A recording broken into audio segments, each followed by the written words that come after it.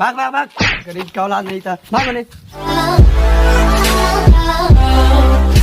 कहते कि वह तब फरमा हमने भारे आई तो साइन चाहते हैं।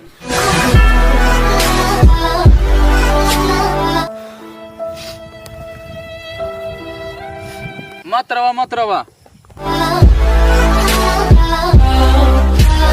ठीक बा, 1570 लाभे की लाख 1000 मुखिया के देव। मुखिया जी ऐसे मत करो। पानी के आसरा उसरा मत रख, पानी सही नहीं गिरते। अकाल घोषित कर दिल है सरकार। जोखन भाई तो 1000 दे देला, लेकिन राम लखन नहीं खन दिले।